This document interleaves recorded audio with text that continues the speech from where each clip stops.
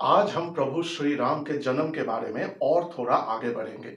हम जो कहानी सुन रहे थे प्रभु श्री राम के जन्म के बारे में, वो अब एक इंटरेस्टिंग मोड़ पर आकर खड़ा हुआ है। पिछले एपिसोड में हमने ये जाना था कि महाराज दशरथ ने एक यज्ञ करने की तय की थी, जो एक अश्वमेध यज्ञ वो करने वाले थे, और उन्होंने अपने कुल गुरु वशिष्ठ मुनि से आग्रह प्रकाश किया था। वशिष्ठ मुनि ने उनसे कहा था कि महाराज, आप जो करना चाह रहे हैं वो बहुत ही नेक काम है, बहुत ही शुभ काम है। आप एक ऐसे राजा है जो अश्वमेध यज्ञ करने के लायक है। आप आगे बढ़िए, हम सब आपके साथ हैं। और उनसे मिलने के बाद महाराज दशरथ ने सुमंत्र से बात की। सुमंत्र उनका एक मंत्री था, जो कि बहुत ही नजदीक था। वो महाराज दशरथ के बहुत ही करीब थे। तो सुमंत्र के साथ महाराज सब कुछ बात करते थे, सब सलाह लेते थे, सलाह मांगते थे। और सुमंत्र को महाराज दशरथ बहुत मानते भी थे।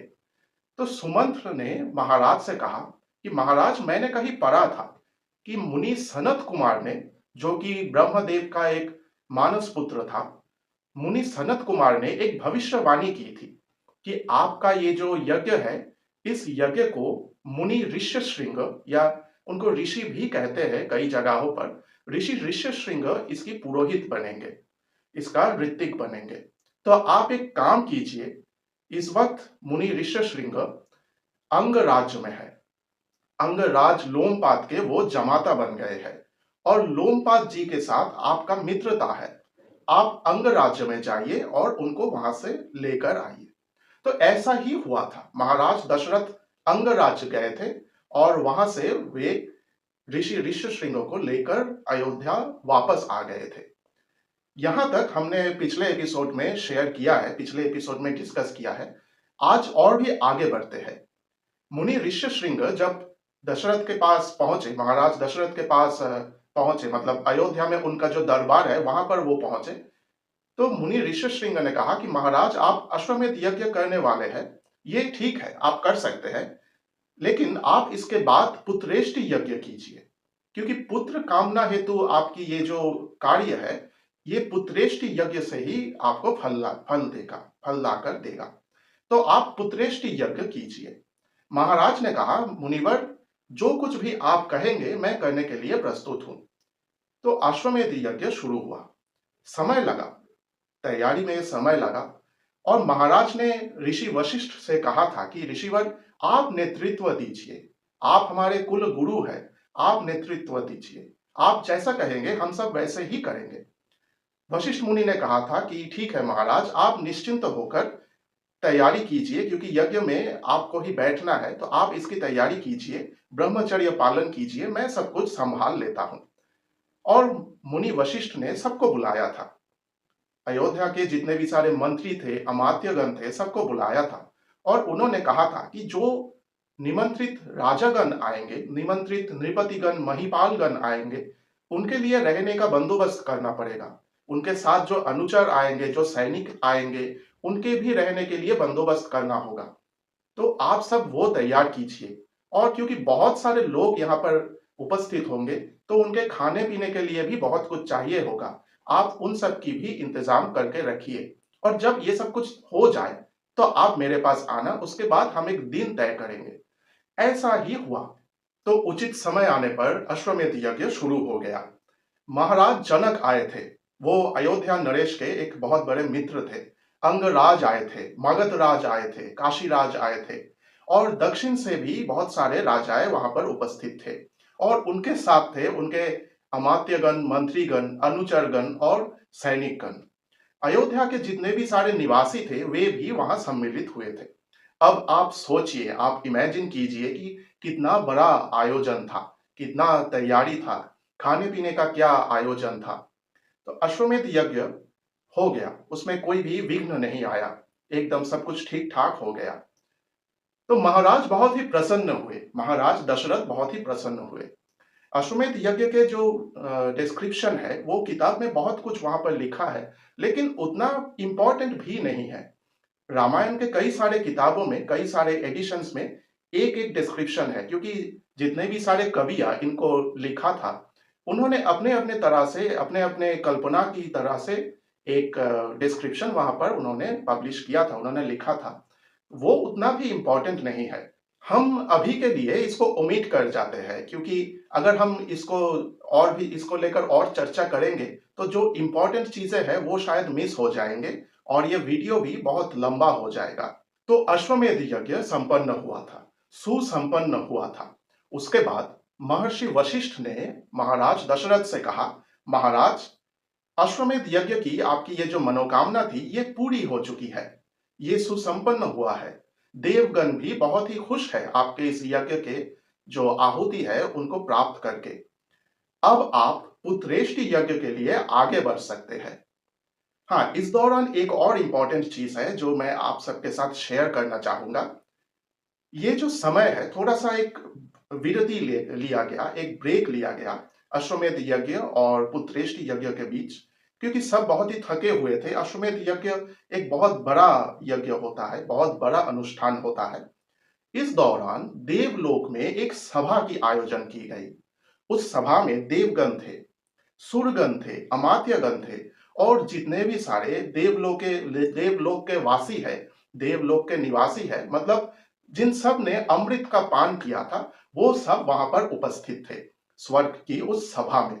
और उस सभा की जो चर्चा की जो विषय थी वो ये था कि दक्षिण में लंका नामक एक राज्य में दशानन रावण नाम का एक राक्षस है जो कि वहां का राजा है और ब्रह्मदेव से उसको कुछ वर मिला था जिसके कारण वो बहुत ही बलवान हो चुका है और उसके साथ साथ उसकी जो इच्छा है वो और भी बढ़ गई है। वो स्वर्ग, मर्त और पाताल तीनों लोकों के अधिपति बनना चाहते थे और उसकी जो काम वासना थी वो भी बढ़ चुका था। मर्त लोक में जितने भी सारे महिलागण थे वो उन सबको उठाकर लेकर जाता था।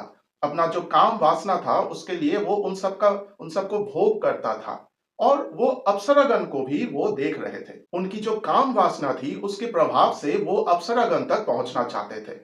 तो देवगण, मतलब स्वर्ग लोक के जितने भी सारे निवासी थे, सब लोग बहुत परेशान थे और सब लोग बहुत ही चिंता में थे कि इसका हल क्या होगा। उन्होंने अपने उस सभा में प्रजापति ब्रह्मा या ब्रह्मदेव को उन्होंने निमंत्रण दिया था कि ब्रह्मदेव, आप कृपया हमारे इस सभा में पधारिए और हमारी जो मांगे हैं ये आप सुनिए और अगर कोई हल निकाला जा सकता है तो आप हमारी मदद कीजिए। उचित समय पर ब्रह्मदेव उस सभा में पधारे। उन्होंने सब कुछ सुना। वो सब कुछ जानते तो थे क्योंकि वे त्रिकालदर्शी थे। तो उन्होंने सब कुछ फिर से सुना और उन्होंने कहा कि देखो, जब कोई तपस्या करता है और उचित प्रक्रिया से मुझे पुकारता है तो मुझे जाना ही पड़ता है। जब उसकी तपस्या पूरी हो जाती है तो मुझे वहां तक पहुंचना ही पड़ता है उसके सामने। रावण की, दशानन की जो तपस्या थी वो भी पूरी हो चुकी थी, इसीलिए मुझे जाना पड़ा था। और क्योंकि उसने तपस्या उचित प्रक्रिया से किया था तो मेरा यह कर्तव्य था कि उसे कुछ वर दूं। तो उसने वर अमरत्व का मांगा था और मैं अमरत्व का वर किसी को नहीं देता। कोई भी अगर पृथ्वी में, मर्तलोक में जो कोई भी जन्म लेता है उसे मरना ही होता है, उसे उस देह को त्याग करना ही होता है। सब मुझसे मांगते रहते हैं कि मुझे अमर होना है, अमरत्व का वर दीजिए, लेकिन मैंने किसी को कभी भी वो नहीं दिया। तो जब मैंने इनकार कर दिया, जब मैंने मना कर दिया, तो रावण ने एक छल किया। रावण ने मुझसे कहा कि तो मुझे ऐसा वर दीजिए, मुझे इतना बल दीजिए, इतना शक्ति दीजिए कि कोई भी देवता, राक्षस, सुर, असुर, कोई भी मुझे परास्त ना कर सके और इनमें से किसी के हाथों भी मेरी मृत्यु ना हो। मैंने हाँ कर दिया था, मैंने तथास्तु कह दिया था। फिर मैंने पूछा था कि वत्स, तुमने मनुष्यों के बारे में तो कुछ कहा नहीं। रावण इतना अहंकार में था कि उसकी तपस्या पूरी हो गई है और वो मुझसे मिल चुका है। उसने कहा कि कोई भी मनुष्य या कोई भी प्राणी मेरा क्या बिगाड़ लेगा, इसलिए मैंने उन लोगों के बारे में कुछ भी नहीं मांगा। मुझे कोई भी फर्क नहीं पड़ता कि कोई मनुष्य मेरे सामने आ जाए तो, क्योंकि मैं उन सबका नाश कर दूंगा। इसीलिए उसने मनुष्यों के बारे में कुछ भी नहीं कहा था। अब एक उपाय है, आप लोग भगवान विष्णु के पास जाइए, उनको बहुत कुछ पता होगा। उनके पास आप जाकर ये प्रार्थना कीजिए कि भगवान, आप हमारी रक्षा कीजिए, वो जरूर आपकी मदद करेंगे। जैसा ब्रह्मदेव ने कहा तो सभी उपस्थित सभी लोग, स्वर्ग लोक के सभी निवासी जो सब सभा में उपस्थित थे, वे वैकुंठ तक पहुंचे और भगवान विष्णु से मिलकर उन्होंने अपनी मांगे उनके सामने पेश किया। भगवान विष्णु ने कहा, ठीक है, मुझे भी सब कुछ पता है। आप लोग चिंता मत कीजिए। उचित समय आने पर मैं मर्त लोक में किसी मनुष्य योनि से जन्म लूंगा और मेरे हाथों ही रावण की नाश होगी, रावण का अंत होगा। आप लोग निश्चिंत हो जाइए। लेकिन उचित समय आने तक कुछ भी नहीं होता। जब उचित समय आएगा तब मैं जन्म लूंगा। तब तक आप लोगों को ये सहन करना पड़ेगा। आप लोग अपने अपने निवास पर लौट जाइए, अपने अपने कार्य में लौट जाइए। मैं उचित समय पर इसका निवारण करूंगा। ये बहुत ही इंपॉर्टेंट स्टोरी है। अब मर्त लोक में वापस आते हैं। जैसा ऋषि ऋष्यशृंग ने महाराज दशरथ से आग्रह किया था कि महाराज आप पुत्रेष्टि यज्ञ कीजिए, तो अब पुत्रेष्टि यज्ञ की तैयारी में सब लगे हुए थे। पुत्रेष्टि यज्ञ के जो नियम है वो हमें अथर्व वेद से मिलता है और मुनि ऋष्यशृंग इन सारे यज्ञ के नियमों के बहुत बड़े ज्ञानी थे, इसलिए वही नेतृत्व दे रहे थे इस पुत्रेष्टि यज्ञ का। तो पुत्रेष्टि यज्ञ ठीक ठाक चल रहा था, बहुत दिनों तक चला, बहुत सारे नियम थे, बहुत कुछ करना पड़ता था। महाराज दशरथ ने और उनकी जो 3 रानियां थे, उन सब ने मिलकर इसकी अनुष्ठान की और सब कुछ ठीक-ठाक चल रहा था। जब समाप्त होने वाला था पुत्रेष्टि यज्ञ, तब आकाश से पुष्प वृष्टि होने लगा। पुष्प देवगण पुष्प फेंक रहे थे नीचे। तो महाराज आश्चर्य हो गए कि ऐसा क्या हो गया? ऋषि वशिष्ठ वहां पर उपस्थित थे। उन्होंने कहा कि महाराज, आपकी ये जो पुत्रेष्टि यज्ञ है ये पूर्ण होने वाला है, इसी का संकेत है। और देवगण बहुत ही खुश हुए। देवगण को अपने इससे पहले अश्वमेध यज्ञ से बहुत ही खुश किया था। अब पुत्रेष्टि यज्ञ से वो और भी खुश हो गए। इसलिए आप ये पुष्प वृष्टि आशीर्वाद के स्वरूप स्वीकार कीजिए। और उसके बाद जब यज्ञ पूरी हो गई, जब यज्ञ पूर्ण हो गया, तो वो जो हवन का जो अग्नि था, यज्ञ का जो अग्नि था, वहां से एक दिव्य पुरुष उपस्थित हुए, एक दिव्य पुरुष प्रकट हुए। वो बहुत ही लंबा था, उनका कद बहुत ही चौड़ा था और दिखने में वो बहुत ही बलवान दिख रहे थे, बलवान लग रहे थे। और देखकर ही पता चल रहा था कि ये कोई मायावी पुरुष है, एक दिव्य पुरुष है। उनके हाथों में एक कलश था जो उन्होंने पकड़ कर रखा था। जब वो वहां पर प्रकट हुए तो महाराज दशरथ ने उनको प्रणाम किया। उपस्थित सभी ने उनको प्रणाम किया और महाराज ने पूछा, भगवान आप कौन है? तो उस दिव्य पुरुष ने कहा, महाराज मैं ब्रह्मलोक से आया हूं। मुझे प्रजापति ब्रह्मा या ब्रह्मदेव की दूत समझिए। मैं आपके लिए ये कलश लेकर आया हूं। इस कलश में क्षीर है या पायस जो कहते हैं, क्षीर है। इस ये कलश में क्षीर है। अब इसे लेकर जाइए और अपने 3 रानियों में इसको बांट दीजिए। आपको पुत्र प्राप्ति हो जाएगी। महाराज दशरथ ने वो कलश लिया और उनको अपने सर के ऊपर रखा।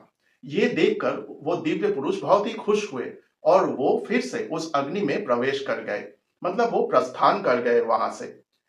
अब ऋषिशृंग जी और वशिष्ठ जी ने महाराज से कहा, महाराज अब पुत्रेष्टि यज्ञ संपन्न हुआ, आपको 4 पुत्रों की प्राप्ति होगी।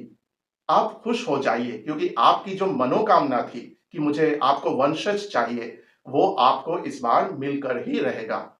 महाराज बहुत ही खुश हुए, बहुत ही प्रसन्न हुए और उन्होंने सबको प्रणाम किया।